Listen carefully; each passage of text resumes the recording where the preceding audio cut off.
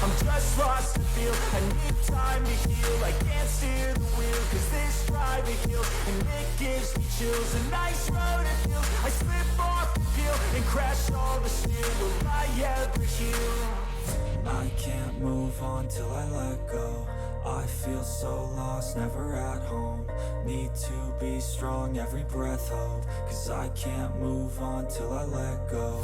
I can't move on till I let go. I feel so lost, never at home. Need to be strong, every breath hold. Cause I can't move on till I let go.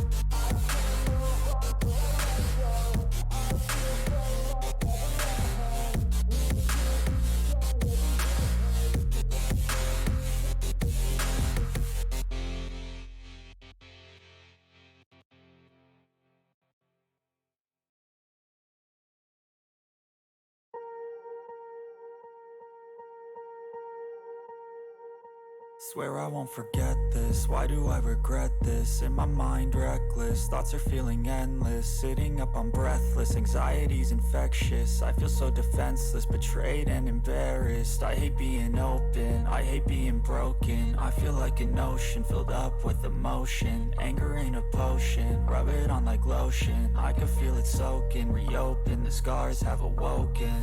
I can't move on till I let go. I feel so lost, never at home. Need to be strong, every breath hold. Cause I can't move on till I let go. I can't move on till I let go. I feel so lost, never at home. Need to be strong, every breath hold. Cause I can't move on till I let go.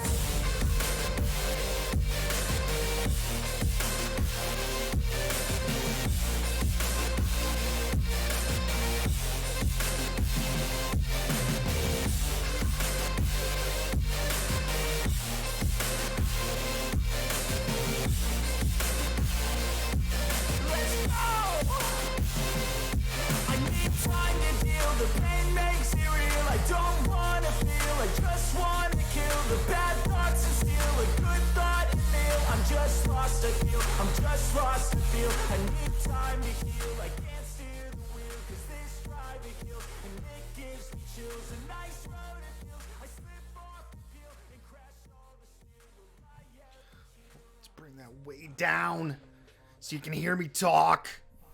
What's up, everybody? How's it going? Joyful Mind, thanks for stopping by. We are going to be talking about eFuse today. I'm just going to get a tweet hat out here. This is such a banger of a song, not a tweet. Oh, that's our app. That's Twitch. Okay. What up, Hell on Pause? Yeah, he's just following you, dude. Everywhere you go. Just everywhere. Back up, lay down.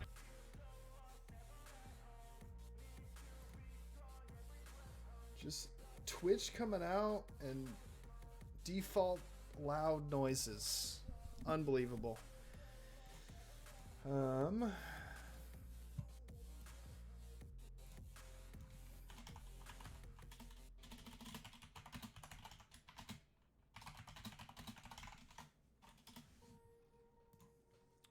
Oh, snap! Thank you, Hell on Pause, for gifting that sub to Joyful Mind. Now he has to stick around. Dang. Facts. I need to do some better emotes, but it's fine. It's probably bad that I use Boise State's emote of my face more than I use my own. It's probably a problem.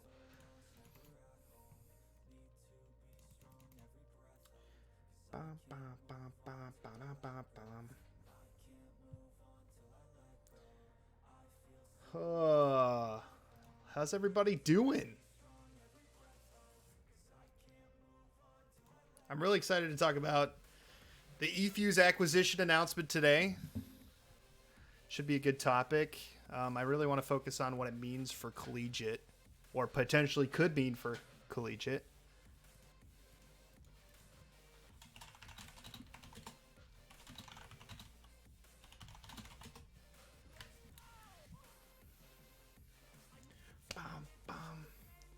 We'll give the slackers a couple minutes.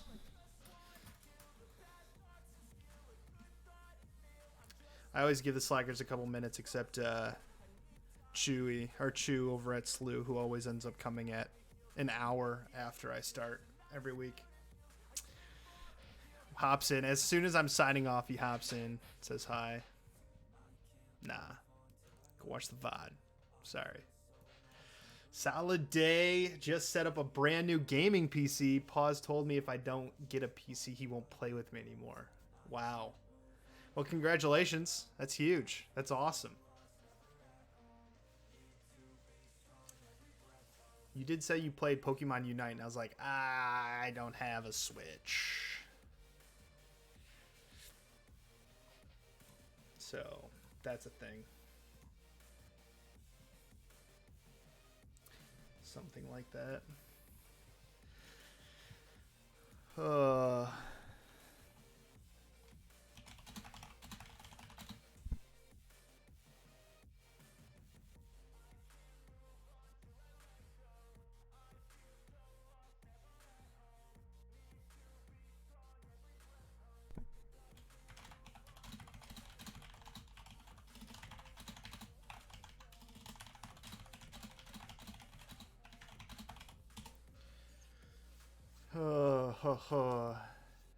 You just told him now to play League. He doesn't need that pain in his life. Yeah, you don't really need not to play League. Yeah.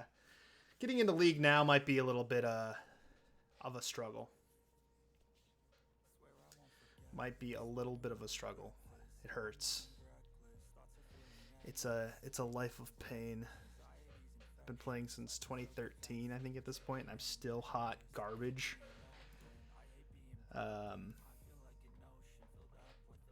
Yeah. Bum, bum. All right. All right.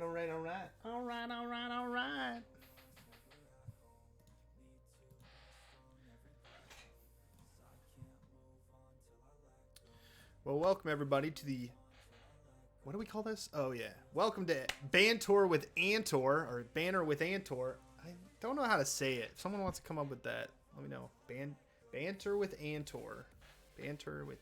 Should I just compromise my last name, or should I compromise Banter? I don't know. Maybe Banter. So, Bantor with Antor. Yeah. Welcome. Welcome, everybody. This is my weekly show, rant, you name it, whatever you want to call it. That's what this is every week. Tuesdays, 5 p.m. Eastern time. We talk about whatever was spicy, basically, on social media that day or that week. It's a good time to connect. Throw your own thoughts out there. I love hearing everyone else's thoughts as well. Make sure I'm not crazy on some of this stuff, but also because I think it's valuable. And just kind of like to recap why I kind of got into this stuff to begin with is when I started in collegiate esports, it felt like all the quote unquote experts in the space didn't share practical advice and really didn't talk about things past the surface level of what it means to be a collegiate esports coach or director. And I want to do that for the new folks as well as the old folks, because we have a lot to learn too. So that's kind of the goal. Just call it Banter GG. Banter GG. Oh, that's good. I'll just hop on the GG wagon as it's going through. What's up, Command Attack? glad you can make it this week. But this week we're talking about eFuse. Again, I feel like we've talked about eFuse a lot, but this one announcement today, they acquired Esports.gg, which for those of you who don't know, Esports.gg to me is basically a content news site. They've gotten in a lot of trouble recently because whoever was running their TikTok basically would just like copy and repost famous streamers' TikToks. And that got them in a lot of trouble. But besides that, in addition to that, yes, them. Yeah, if you listen to Ludwig or watch Ludwig stuff, maybe oh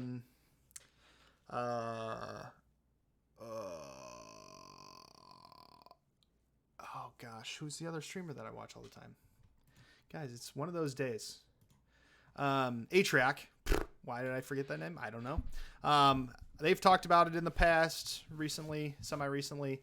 But that company has a media arm that doesn't get a ton of attention. I think esports news sites in general don't bring a ton of traffic or a ton of excitement except for spicy stuff. There might be a trend there. Maybe I should work for a news site. I don't know. But esports.gg does that. They got acquired. Announced today eFuse picked them up, which is really interesting. eFuse has been on a rampage picking up companies. Last fall, if you remember, they picked up the College Carball Association, which runs CRL, and then College Call of Duty, which runs College Call of Duty, or the College Call of Duty League or something along those lines. So basically the biggest collegiate Rocket League and the biggest collegiate Call of Duty League. They picked those companies up. And now they picked up esports.gg. So they're kind of picking up quite a few companies. What this could mean is increased content and coverage of collegiate esports, which is really exciting. And something that's not getting talked about. Get that Dexerto paycheck. I don't write. That's the problem. I have been asked, and it's still kind of a possibility, by a different news site about writing something, but I don't enjoy writing. CCA is more of a partner. They don't really run CRL. Fair. Okay. Yes. Yeah. I'm not privy to the exact agreements between CCA and CRL, but CCA seems to mostly run things from a lot of different perspectives. Paychecks.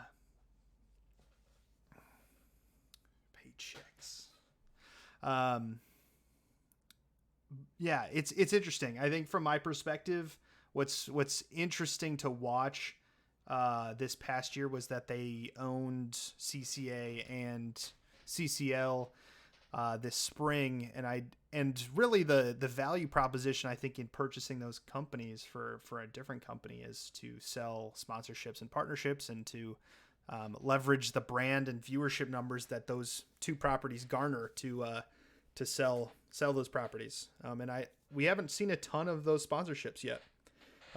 Maybe that's in the plans for future development or the ability to license out the selling of those properties. Kind of remains to be seen, but those are kind of the values for a company such as eFuse to pick up those properties.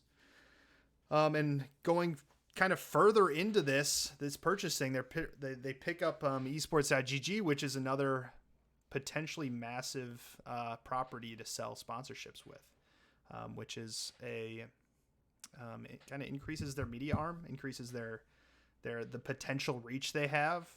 I believe in their announcement, or in one of the announcements, it talked about having a global reach, which kind of grows what they can do.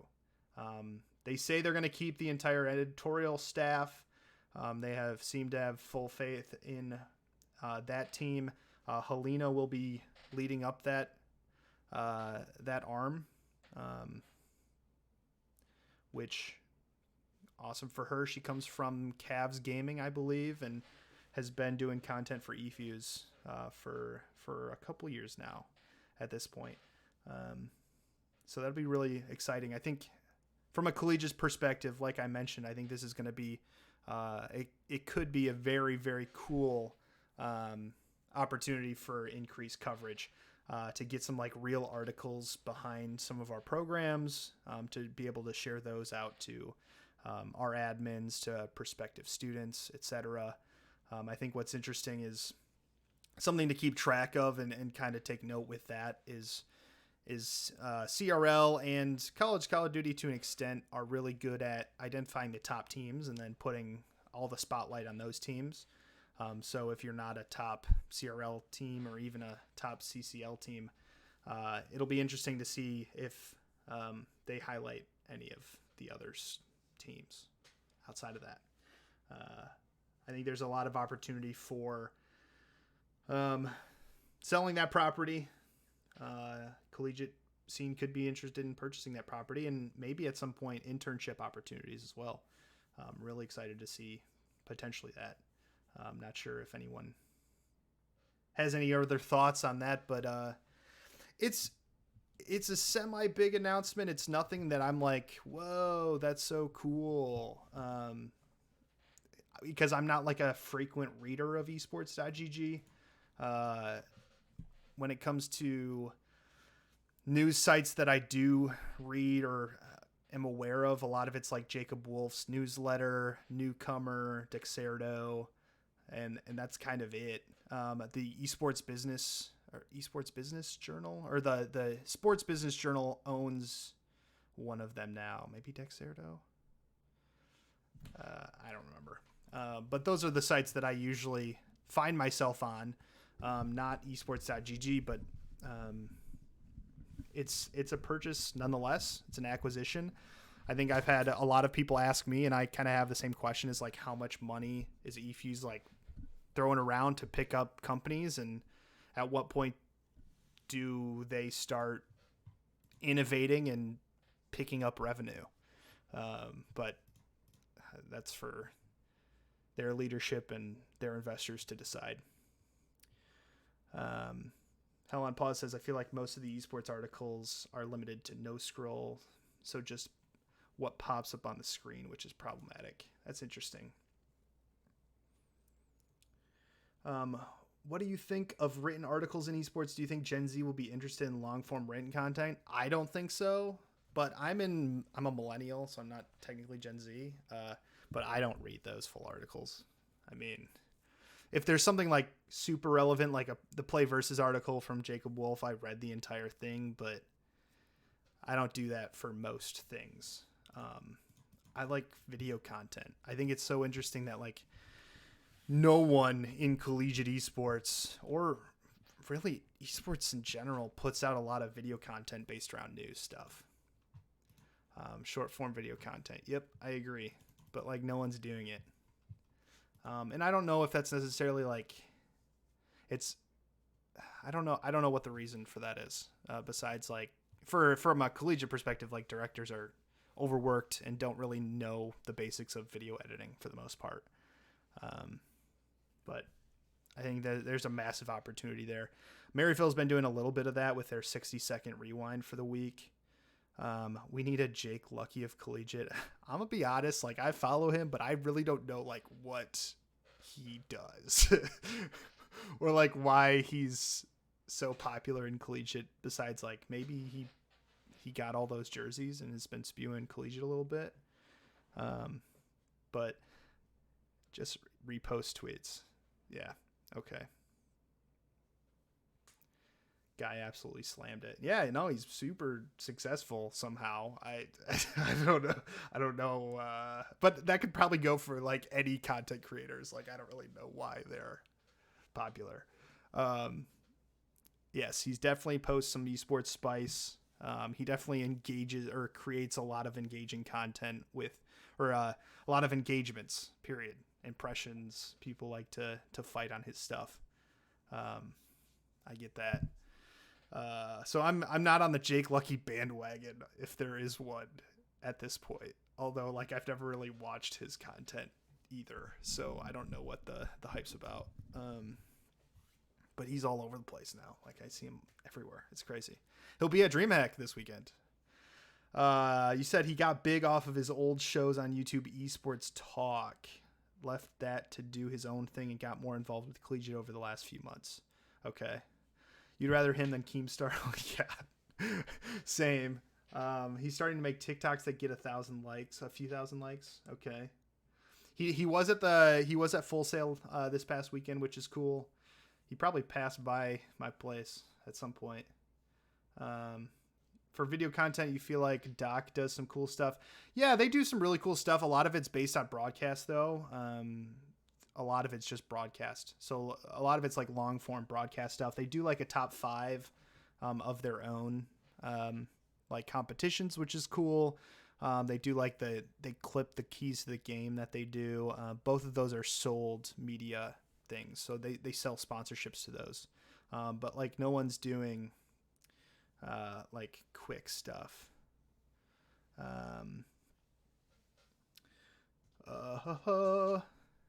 Yeah.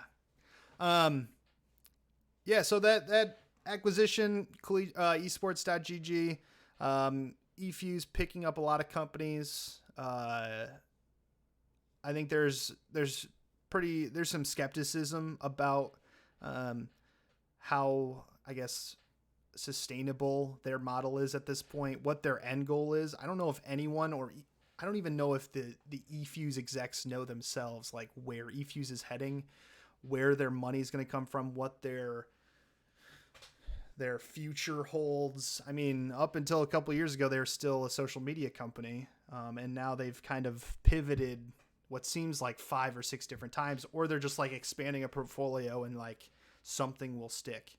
But we're seeing that in everything in esports. I mean, we just saw 100 Thieves announce they're developing a game. So, I mean, everyone's kind of putting out a ton of feelers. But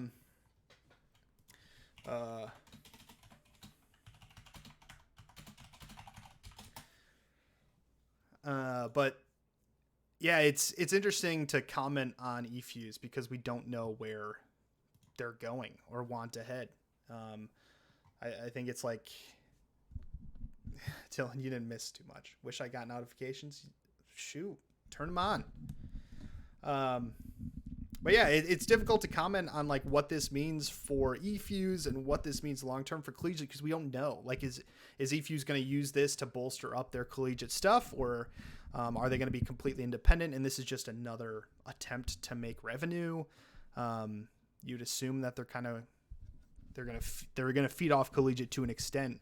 But yeah, it's just like them and every company seems to be heading in 50 million different directions, trying to find something that sticks and makes money. And that kind of goes with the other acquisitions, is like they picked up CCA, they picked up CCL. These were 2 organizations basically started up and ran by students or young graduates who created amazing relationships with developers, had a ton of concurrent viewers. Both of them were getting 30 to 40 grand or 30 to 40K concurrent viewers on Twitch, which is a massive property to be able to sell. It's Bromigo says events and sponsorship will always be the foundation of the revenue. That's what they're hoping. That's what they're looking at right now. I don't know if they would say that same thing 2 to 3 years ago when they were trying to be the LinkedIn of esports. So will that be the thing in 2 years? I don't know. Will that be the thing next year? But for me, I think there would be concern to see that they've done a whole semester's worth of competition in those leagues, and I don't remember them selling any sponsorships. But it was just the first season. Thank you. This is my Splice jersey. RIP. I bought it after I did some photography work for Splice in the Call of Duty League before it went franchise and they retired the brand. Yeah, I love this jersey. It's pretty cool. Uconnect Dylan says, in my opinion, they are becoming more of a media company because tournament platforms is about distribution, not tech. So they are trying to maximize their reach to all feed into their tournament platform. 2, they are acquiring a lot because their core platform isn't doing its job. What up, Chew? Chew is early. Oh my gosh. Shoot. Crazy. You don't acquire a bunch of adjacent companies if you have product market fit. If you have product market fit, your resources go to your working product. True. Yeah, I think going to the platform is a really interesting thing. So there's a lot of platforms in the space. And I feel like it continues to grow, but eFuse is building this platform or has this platform. I don't know much about it at all. But from my understanding, CRL is not run on that platform at this point. I don't think CCL is run on that platform at this point. But you'd have to imagine at some point they will be ported into that platform. And is that the long-term play? Is the long-term play viewer or user acquisition into this platform, and then you sell sponsorships that way or charge a percentage of league revenues that run on that platform or something along those lines, licensing that platform. Their tournament platform is still being built. Okay. Like alpha or whatever. So that could be the long-term play, is like we're going to be a platform company. They started out as a tech company, an app company, and that could be their final form. And the easiest way to do that is to own the biggest leagues and force people to sign up. Everyone's building a tournament platform. Metafy 2 now. Wow, that's new. Hey, Radiating Sugar with the sub. What's up? Thank you. So another league spot. I mean, another Battlefy, another tournament, another challenger mode, another rally cry, rival, you name it. I mean, there's a ton of platforms out there. Challenge. Yeah. They're all out there. It's a lot. Please, no more tournament platforms. Yeah, isn't it great that every league uses a different platform and we have to sign up? Oh man, Mainline, another platform. We have to get our players to sign up on every single one every year. It's just a huge, massive pain. The significance is they were valued as a software platform in their valuation, which is how you get the highest valuation because it's more scalable. So if you move away from that, you have some work to do. Interesting. Tournament platforms is like the default. Yeah. And most of them are trash. Yes. I would say that most of them are very early on in the development process, or most of them don't fit the use case that we are dealing with on average. I would say that most tournament platforms out there do not cater to the use case of varsity esports, or maybe even organized national competition in general. A lot of the platforms specialize in like these small intramural tournaments, which is interesting to note. And it seems like the folks who are kind of on the development side or like the research side for those companies don't have much experience or knowledge of varsity or organized esports on a national level, because the features that a lot of these platforms have just don't fit. It's crazy. Yeah, no admin spot for coach or director. You can be team captain. That is way too many platforms out there. I hate having to have each of my kids sign up on every one of these platforms. And it's like these platforms want our students' user data, which, okay. But for me, it's a huge pain in the butt to spend a whole practice or just like hope my kids sign up on their own time, accept the invite, and then I have to go in and add them to the team, and then I have to get them to sign in whatever. Yeah, everybody wants the data. And that's why like so many people are like, oh, this, like, nothing is better than a Google sheet. Some of the best leagues that I've played in have just been run off of a Google sheet. which is sad because some of these companies have put in so much money and time into developing these platforms. But it's kind of the reality on some of these. I mean, some of them have been a massive pain in my behind, as well as like from a tournament operator standpoint, a massive pain. Yeah, it's interesting, but maybe eFuse is gonna do it different. I don't know. Maybe. Yeah, it's so interesting. I got to sit in on some of the conversations with Naystar League and some of the developing platforms, which was really eye-opening and exciting. You're gonna make Uconnect a tournament platform where every action you make as a user is a microtransaction paid for in crypto and NFTs. Wow. Fascinating. Yeah. It was really interesting. They're going through that process. I'm not going to talk too much about the process or details, but it was really eye-opening to see what's kind of out there currently and where things are going. I mean, there's some cool products out there. There's some it's from my perspective, it's just that a lot of these platforms don't fit the user case that varsity coaches and directors deal with. And the ones that don't cater to the other side of things, like intramurals or on-campus tournaments, community organizing. Like, it's either one or the other, and most of these platforms are really good at one or the other. They claim to be good at both, but they aren't. And it's pretty clear that I think they just lack some of the understanding. Yeah, and it's just interesting that some of these platforms, when they built these, they have very little to no involvement from an expert, quote unquote. And I use that very lightly, but someone who's been in the varsity scene. If you're building a platform for the varsity scene, you should probably have someone, or at least work with someone who has knowledge of the varsity scene. Another Boom TV, basically, like literally the same, which isn't bad, but yeah, I think, I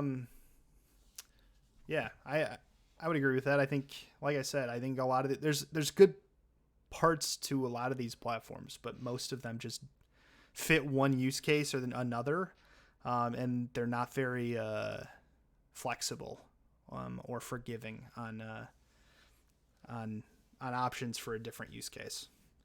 And I don't know, they all must have drank the same Kool-Aid at some point, and that small community tournaments are where you're going to make the most of your money, which to me just doesn't make sense to me.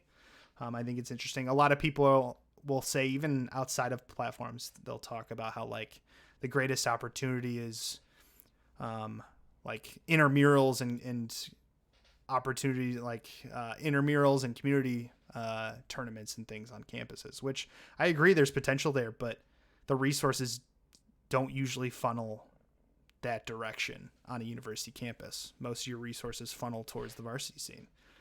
So your revenue model as a platform, if you're going after the community scene, has to reflect that the money's not going to be coming from the university, most likely, or at least the majority of your money isn't. Yeah, and they're pretty pricey. I mean, they're pretty pricey to license those platforms. Pretty crazy. You have this headset too? Okay, I hope you don't have this exact headset because I picked up, this is like the 9X or something. It's the one that's for Xbox, which I messed up. It's like the newest one for Xbox. Instead of getting the PC one, I got the Xbox one, and to connect it to my PC, I have to use the Xbox dongle, and it's pretty wonky. Yeah, I wish I had the PC one. I was too lazy to send it back. It works. You just saw CRL is going to be on LAN. Yeah, CRL Worlds is going to be this weekend at DreamHack. I'm really excited. I'll be there.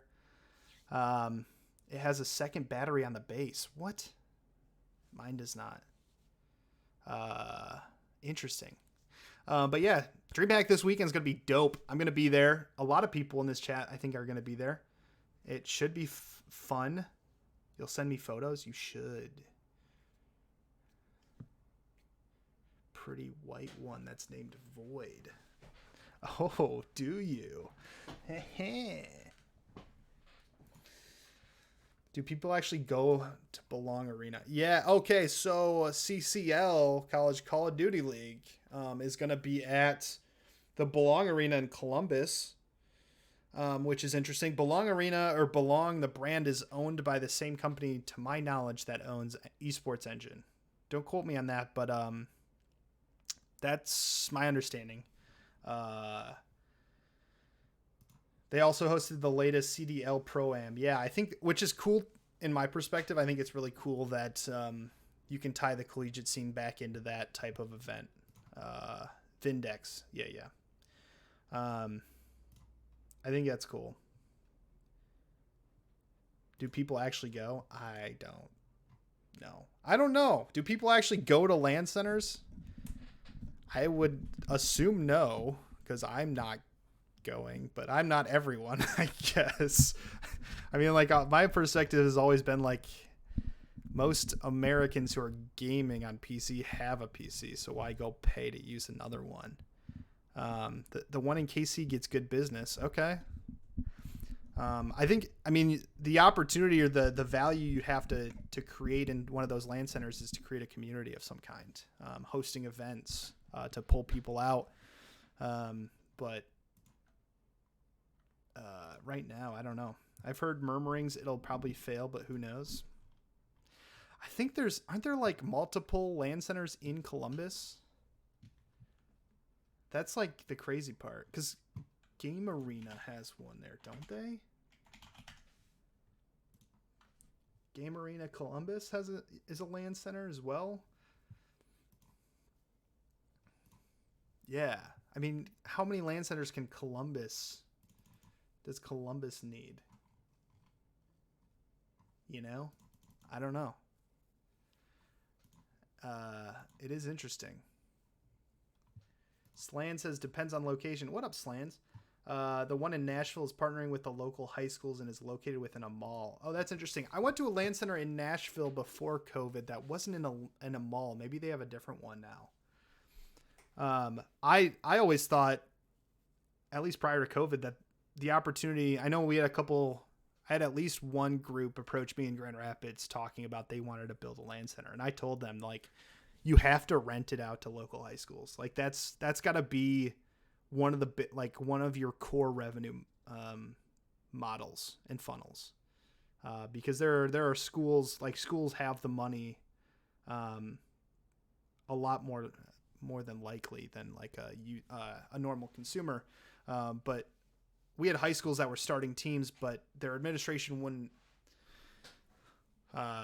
either fund building an arena on campus, or they just didn't have space. But they could get funding to rent a space out. I think that's got to be a opportunity. Was it Esports Arena in Walmart? I think so. I've never heard of an Esports Arena not being under.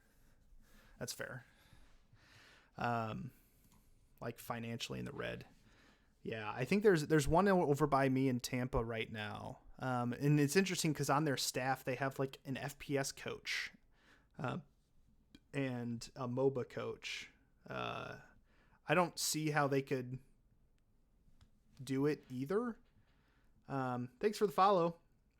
But I think there's a couple things here. I mean, you partner with high schools, you host tournaments, potentially selling charging registration for like college teams to come compete in a LAN environment. And then I think what you do is you would start a competitive youth team where parents would pay money for their students or kids to participate and get coached, and they would do practices and matches from your LAN center. I don't know how you generate revenue during the day, like from 9 a.m. to 3 p.m. I just don't see how you do that. A lot of these places haven't figured out how to make money. Yeah. But a lot of these people who are starting up these LAN centers, at least locally, don't have esports experience, except like I played on the MLG ladder as like a Call of Duty player. And that's like the extent of their esports experience. Like we haven't, there's a couple outliers, like your bigger named ones have a lot more, but most LAN centers in my experience are usually started up by like one individual, with like no branding, and they just think they're going to hit the jackpot by just opening a place with PCs. And it's just not the case. We had a similar place. We had a VR place right in Michigan. That was by our school. They just had like 15 VR stations, and they thought that people would just come pay hourly rates to play VR. And it was empty. Like every time I went and talked with them or visited. So that's that. But they weren't even thinking about like partnering with high schools to come do science lessons during the day. Like that's like the low hanging fruit. I feel like, I don't know. I think esports arenas is tied to OWL, the whole anchoring local communities. Yeah. It is a tough market. I really like Belong's revenue model. It's $30 a month for unlimited access or $5 an hour. So why would anyone ever pay an hourly rate? And it's basically a subscription model. It's not bad. They are selling data. Okay. Interesting. It's dumb expensive to get it started too. Yeah, it is. It's a fairly big, I mean, it's not like astronomical startup costs, but when you think about the revenue that you're going to bring in and how much it takes to maintain it, it is pretty expensive compared to the normal revenue I would expect. Kyber just tuned in. Thank you, Brain, for forgetting it's Tuesday. It's all good. But in terms of revenue generation for arenas, did you discuss the possibility of renting out the facilities to local high schools? Yes, absolutely. Yeah, I think that's one of the it's got to be one of the main revenue funnels for those facilities, in my opinion, is renting to local high schools. It fills your arena with students who probably wouldn't be in there, or it fills an arena that would probably be empty from like 3 to 5. So yeah, I agree. Using the space as a training facility for companies and lessons for schools. Yeah. I think Belong was smart about their business model, but not enough demand. I agree. Nice. Didn't know eFuse acquired esports.gg. Yes, they did. This morning they announced that eFuse had acquired esports.gg, which is, it's a thing. High schools pay, though. I would say that in at least the market I was in Grand Rapids, that high schools were primed and ready to pay for rental fees for a facility if it meant that they weren't building their own. But that's after they already had teams formed. So if you're entering a market that doesn't have any high school teams, no, the school's not just going to start paying to rent it. But if the teams are already there and they don't have a facility on campus, for either they're not willing to put up $30,000 to build their own lab, or if there's just not space left on their high school campus, then yes, I believe they would. But there's some caveats to that, and it's not going to be every school, but I truly believe that we were primed and ready to do that in Grand Rapids, definitely prior to COVID, and probably even more now.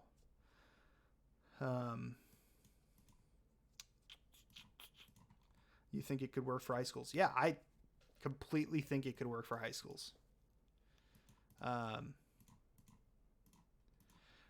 And what's interesting is that, like, when I ran some of my numbers, I was looking at renting the Aquinas facility to local high schools before I left, and it was cheaper for them to rent out our space a couple hours a week than it was to build their own. In the 4 to 5 year window, because they would have to replace those PCs after 4 to 5 years. and like the price I could equate to, like, okay, you pay $4,000 a year to come use our facility, or you pay $16,000 to build your own. And some of those high schools don't have classes or the ability to create classes that would utilize that space. So I know the high school I started the team at, that esports lab that we built was only being used by the esports team, and it was only being used 3-4 hours a week. And outside of that, it wasn't being used. There were some local high schools that utilized their esports spaces for other classes in addition to that, like a broadcast class or a game design class or graphic design class. But that's not going to be every school, especially lower funded schools won't be doing those types of classes. So there's a massive opportunity, in my opinion. And for programs who are looking for additional funding for their program, I think renting to local high schools is a potential idea.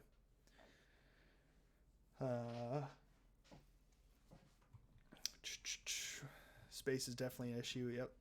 At a lot of schools, space is definitely an issue, both at the college and high school level.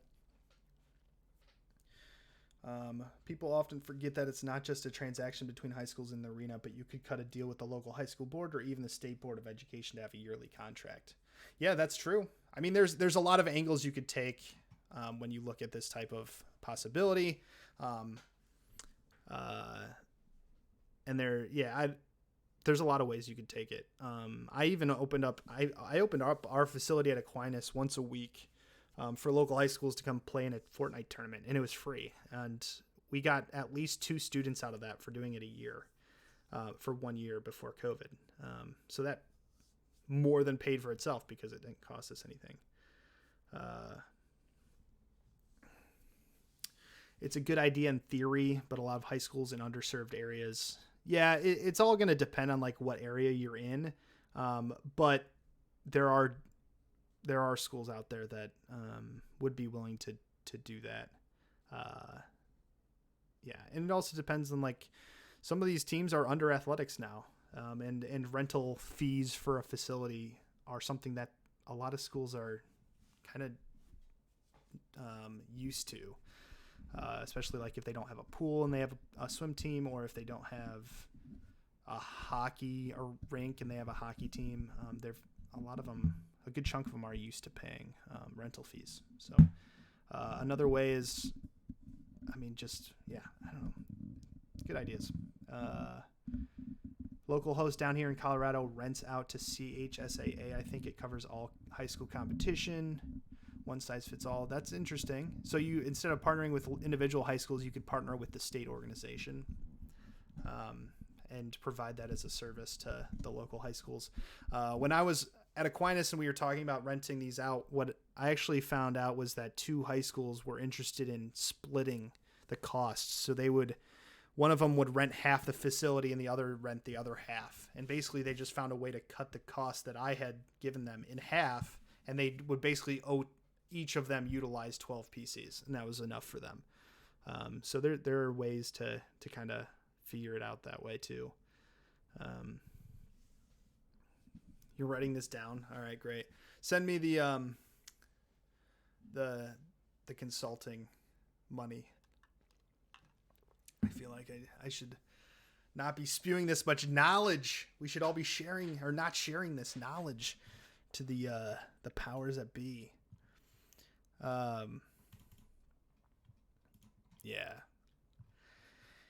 Yeah. Wow. That was a lot of thinking. What's everybody else up to? What are we doing this week? What other topics do you guys want to talk about? You forgot Nerd Street exists. I momentarily forgot Nerd Street exists too. But they own those local hosts. DreamHack. Yeah. DreamHack. I'll be at DreamHack. Vaudeville is in Atlanta, and so many places here have no idea what they're doing as far as LAN centers go. Like I said, I don't think most LAN centers are not owned and operated by esports folks or folks with experience on the true experience on the business side. Did I get into the complexity mixer? That's a good question. I don't even know. I I sent a message to one of them. Which one did I send a message?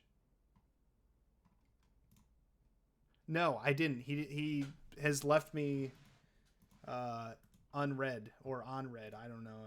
He hasn't replied. So maybe I'm not going to the complexity mixer. Whatever.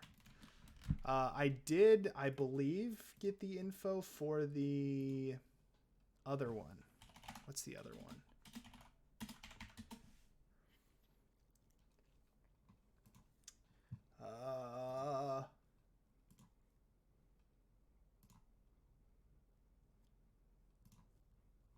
What's the other mixer? Unified is doing one with Exposure. I think I got information on that one, or at least they told me they were going to send me information. Yeah, I did get info for that one.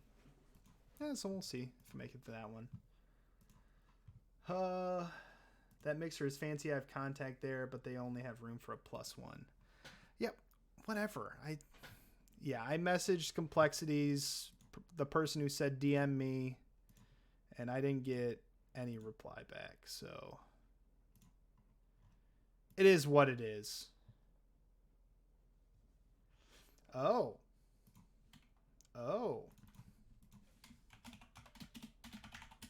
Okay. I might have become someone's +1. But if I'm a +1, I ain't sharing any info with anyone from Complexity, all right? Unbelievable. I'll come eat their food or whatever they have. I don't even know what my work schedule is going to look like. Doing photos for DreamHack is always like an all-day job. You do work on the Rutgers Center. Oh, that's cool. You think he got flooded? Oh, that would be rough.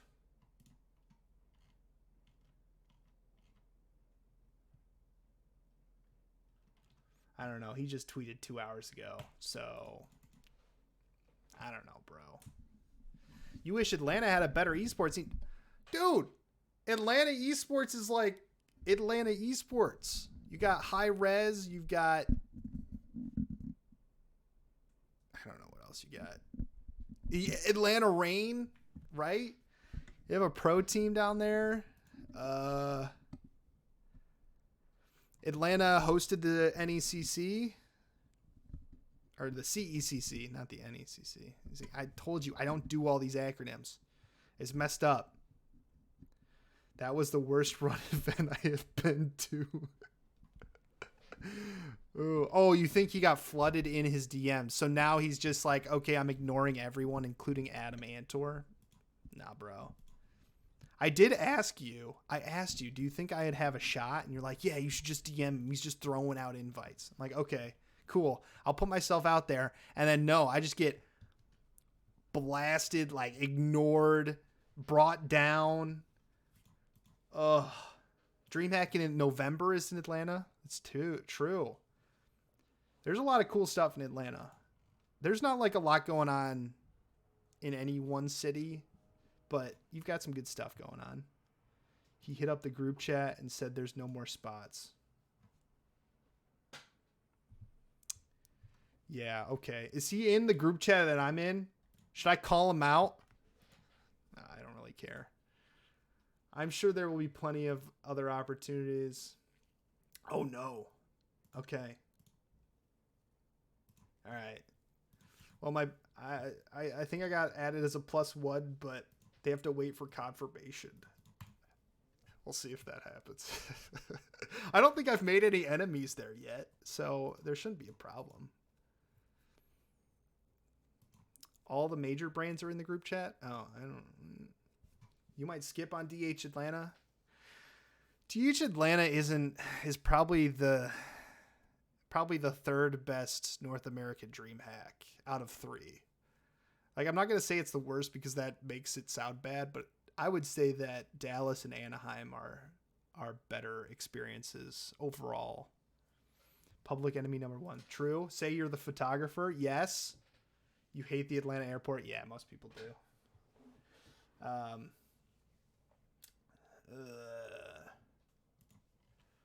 Public enemy number 1. That's me.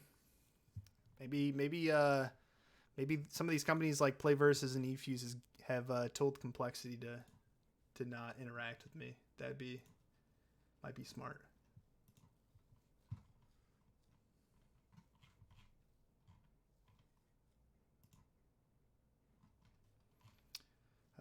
Party and Ubers were fun in Atlanta. Hi-Res takes over DreamHack Atlanta every year, which means no room for better events. Yeah, I mean, like the biggest stage in Atlanta is the Hi-Res stage, and then everything else is kind of like side events, which sucks. The last Atlanta, they had a pretty big Halo event. They had some big Smash stuff going on, but they definitely weren't at the same level as the Hi-Res stuff. Like the Smite Worlds, I think, has happened there. Yeah, Smite World Championships were there. That's where they had a big activation for whatever new title that they came out with at that point. Rogue Company. We were all out there, yeah. We came out that weekend. I went to a Uconnect mixer. I probably met Dylan, although I probably was quiet in a corner because I am not a social being. But I did go to the Uconnect mixer. That was really fun. Wait, no, that was Dallas. Was that Dallas? That was Dallas. The Uconnect mixer was in Dallas. Now that I'm thinking about it. The DreamHack Pro Circuit for Rocket League? Yeah, that was cool.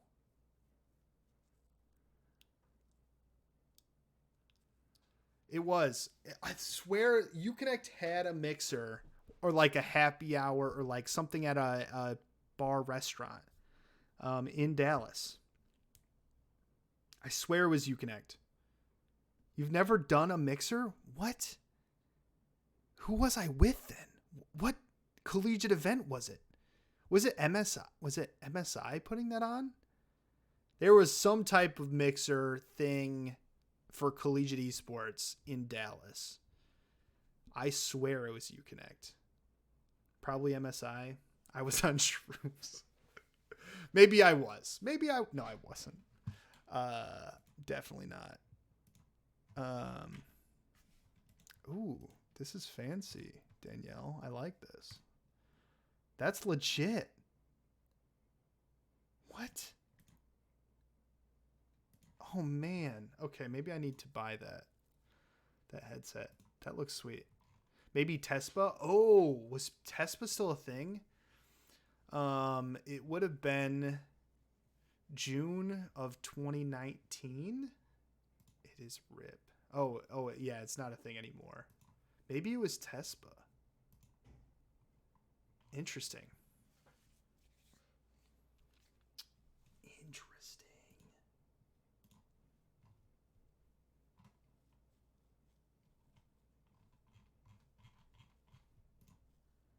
Huh. It was still alive in June of 19. Okay, so maybe it was a Tespa.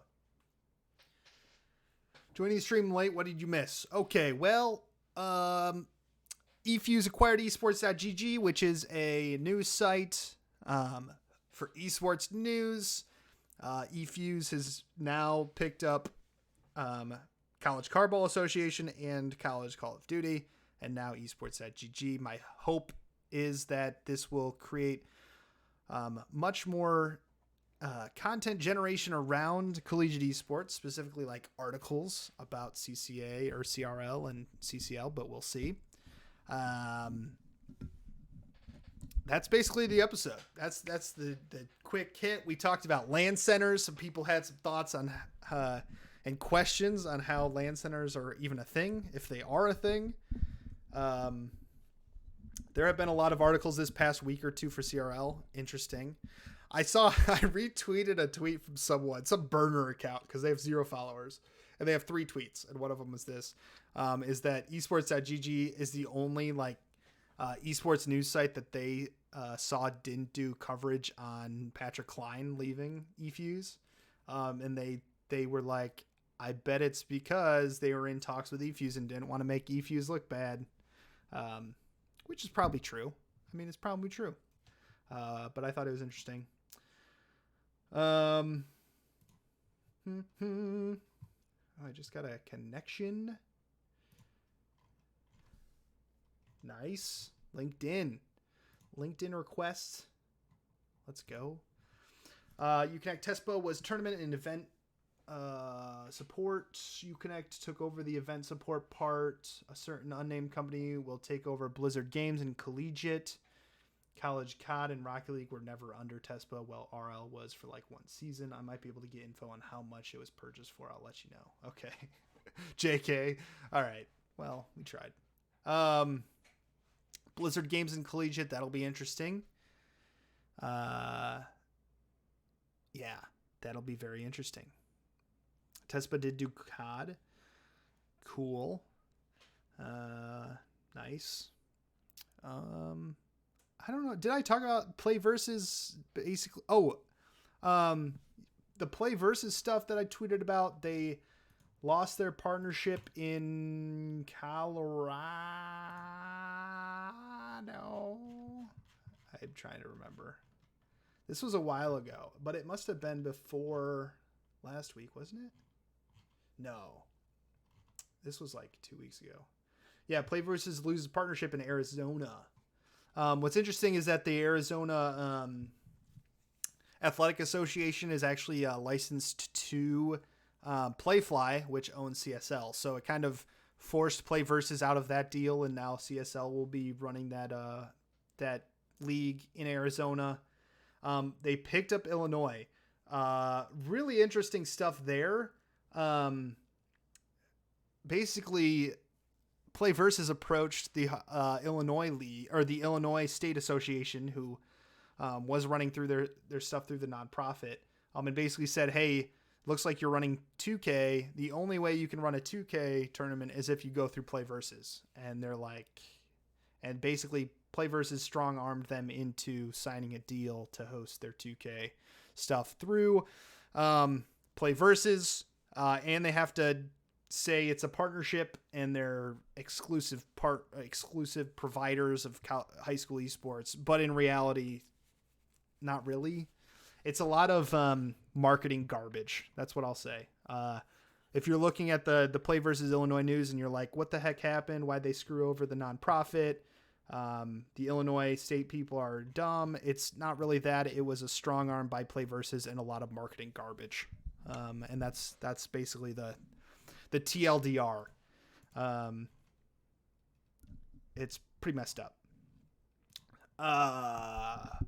I'm very interested in how the current startup and VC situation will affect Play Versus attempt to sell and eFuse's attempt to raise. Yeah, I just don't see how there could be as much capital entering the space and supporting or I guess investing into these companies as we kind of slow down from a market perspective, just overall in the economy, as well as interest rates going up. I just do not see nearly as much venture capital money entering esports. I just don't see it. It's going to be way harder to raise money in esports and in any industry as we continue. So to kind of talk about that is I just don't see that money continuing to flow at the rate it has been. Play Versus has to deal with 2K. Yes, they are the exclusive. They have the exclusive rights to 2K,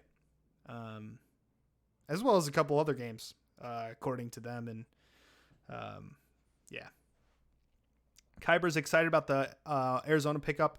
Yeah, I think it's great. I think it's awesome that CSL's picked up Washington and Arizona at this point and running those competitions. It's exciting to see another group in the space providing that and kind of providing the competition for Play Versus at more of a national level. Obviously, the ISEA is trying to do that from a nonprofit perspective, but CSL just has some resources and the ability to kind of push back a little bit on this Play Versus stuff. So it is exciting. It's exciting, but it's also a question, like it continues to be these three traditional athletic licensing companies expanding their footprint in the space. And I think overall for the health of the space, there's concerns that I have. Obviously, I work really closely with CSL. Some of you folks are some great acquaintances and connections. But overall for the space, there is some concern that I have. We continue to see Learfield and Playfly, as well as CSMG to a bit of an extent, continue to kind of branch out and own more of the space. Is it bad? I don't know. We'll see. Is it good? In some ways, but only time will tell on that. But you kind of just got to keep an eye out on that and see where those 3 companies are expanding and what they're gobbling up at this point. And then now you have eFuse entering the space too. Do they try to compete with those 3 companies, or do they at some point sell some of their properties to one of those companies? I don't know. Some of those companies have some significant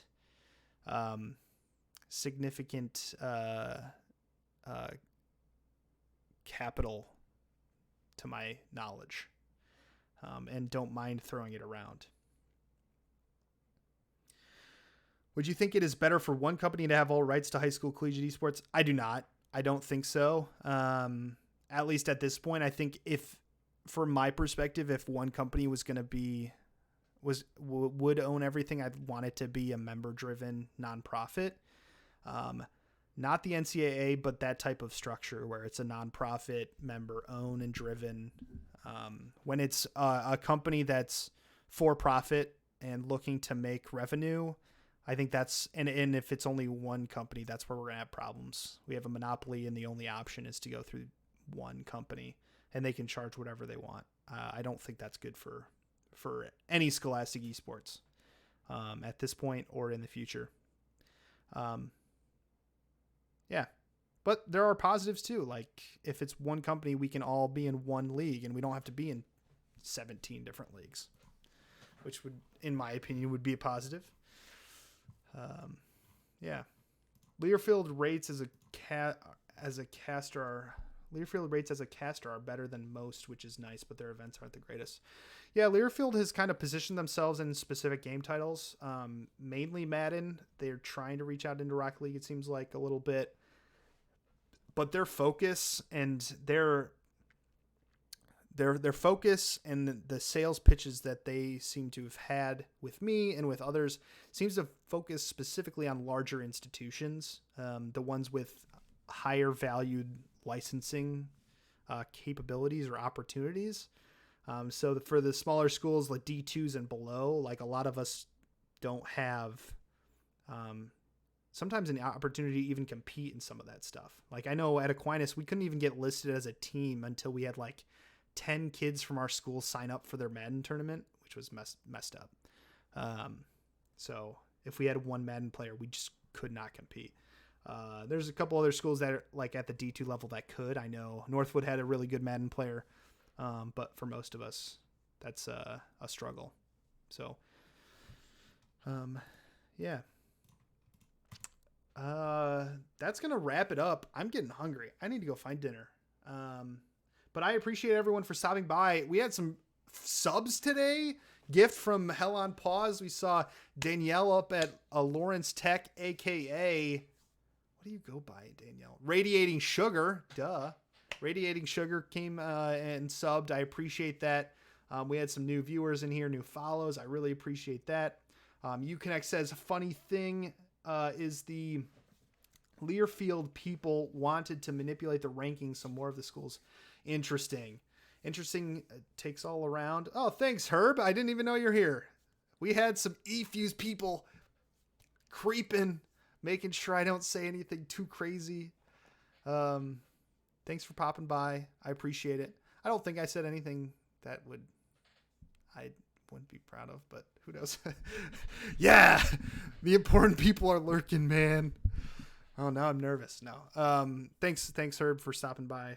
Appreciate you doing that. I think you're going to be in Dallas, so maybe I need to hunt you down with my camera, take some photos of the eFuse squad. Kyber, I'll see you in Dallas too. There's going to be so many people in Dallas. I'll see you in Dallas, Dylan. Awesome. Thank you. You almost forgot my name. Okay. I forgot your username. Okay. I was looking at my Discord really fast to see what is her username. No, I appreciate everyone for stopping by, and yeah, we're gonna do a big dinner with the group chat at McDonald's. Hey, I'm down. I haven't been paying attention to the group chat as much as I should, but I am down. First time here, but you'll also be in Dallas. Boom. Oh, you'll also be in Dallas. Yes. Sweet. Thanks for stopping by, Vaudable. I appreciate it. I'm going to have to find you on the Twitter. Done. Found. Oh, your last photo's from DreamHack. Oh, snap. We got to get updated one. We'll get you a new one. All right. I'm peacing. Have a good rest of the week, everybody. If you're in Dallas or heading to Dallas, safe travels, and I will hopefully see you there. And if you're not, enjoy the weekend. Short week. How can you complain? Oh, should we raid someone? Let's raid someone. I always forget to raid someone. Who should we raid? Hey, I got somebody. There is a student at Florida Southern who just started streaming, and she streams Valorant. Show her some love. She's really awesome. She's not in our program, but she's a business student who's trying to learn how to stream. So let's raid. Let's raid that. Banter with Antor raid. Yes. I don't know if this is gonna work. I always forget how to actually raid.